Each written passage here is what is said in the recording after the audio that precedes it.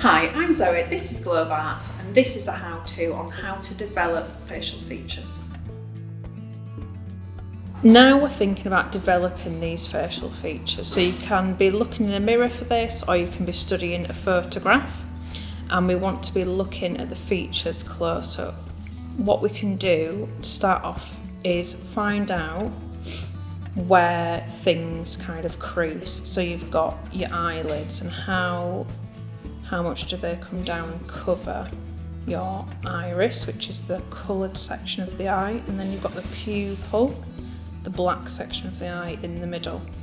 Now, generally you only see the entirety of that circle if someone's really shocked and their eyes go wide. When you're in a natural state, the top of the iris is actually cut off, so you can't fit a full circle in the eye. So you do need to have the top and the bottom are slightly skimmed off like that, and that's going to give you a more natural looking expression.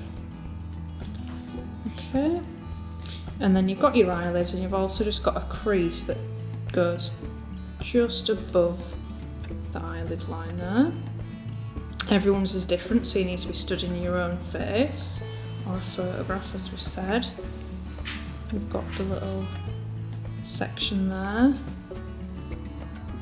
round them off a little bit. Okay, so now we've got that, then you want to start looking at how wide is the bridge of your nose, or the person in the photograph, or whoever it is you're doing this portrait of. And then we'll just put in some of the main features. So we've got the nose, look at how it's formed, how wide are your nostrils, how narrow is the tip of the nose. And coming down here, these little lines will meet if you've got a little cupid's bow there on your top lip.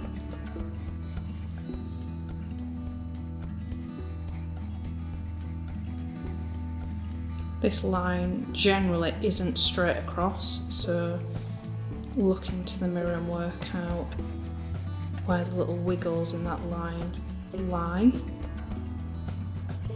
If you've got any creases on your face, so you might have some little laughing lines, you might have dimples that you want to add in there. If you're wanting to do a natural eyebrow, you don't just want to draw like a big shape like this. You want to be able to see the individual hair strokes, so you can try and do that as well as you can with your pencil. And they're generally quite light at the beginning here, and then the hair gets more dense as you go along the brow, so it's a little bit darker there, and then you just taper off to the edge.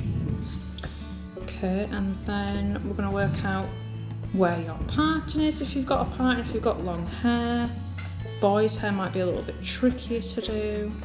I'm going to bring my fringe down here. The back of the head is going behind my ears.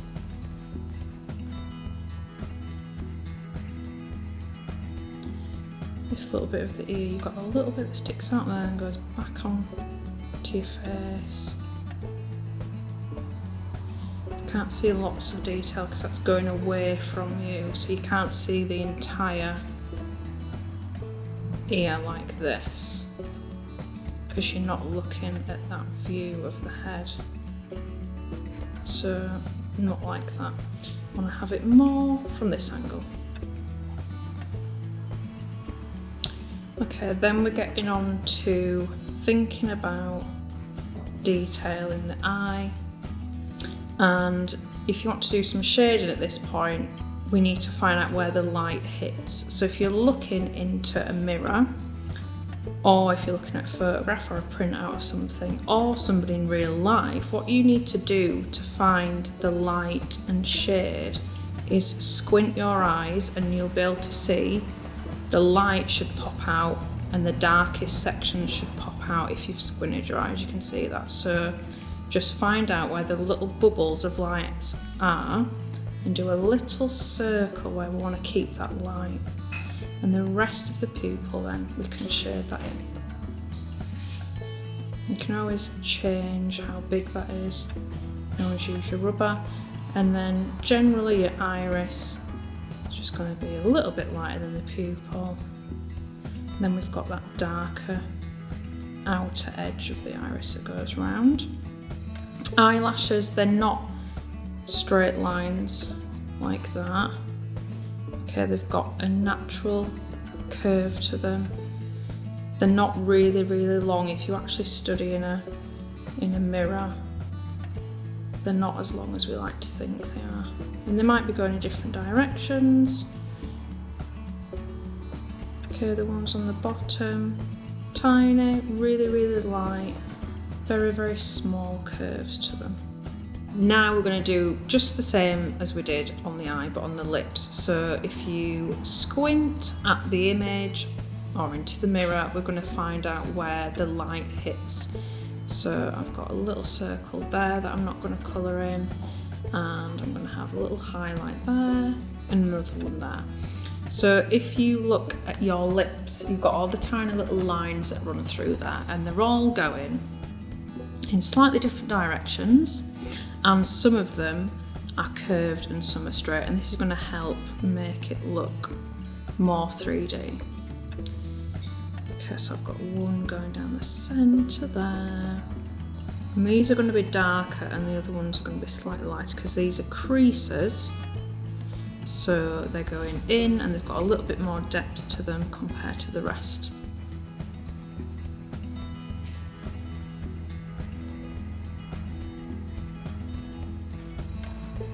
Okay, and then we'll start thinking about the nose. We don't want to see an entire nostril because we're not looking up somebody's nose. We're looking at it front on. So you just see a little bit there and a tiny bit of shadow underneath, and then the underside of the nostril that comes round and up, and then we can add a little bit of shadow to that. This is the tip of your nose and the shadow there. Make that a bit darker. My nose goes a little bit flat on the bottom there. And then again, squint your eyes so you can see where the light's going to hit. And generally it should be some sort of little circle. Might be just a little bit off centre. And you'll leave that bit without any shading. And you just shade the rest. And then we can move on to the hair, and you might want the first few strands to all be single lines.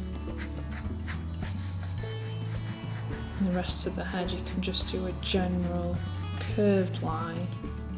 Think again about where the light hits. You might have a little section here where there's just a shimmery line of light coming down. I've got my hair tucked behind my ears, so I'm just going to do some straight lines. It's starting to drop. Gravity is pulling the hair downwards.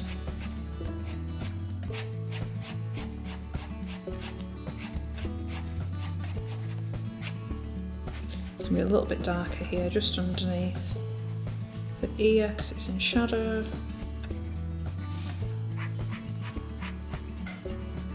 And these bits are going round the ear.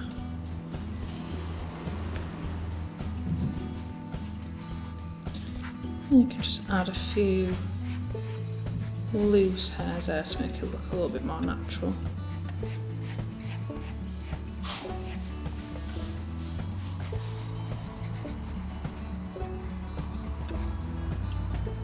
Okay, and that is how to add a little bit more detail to the features.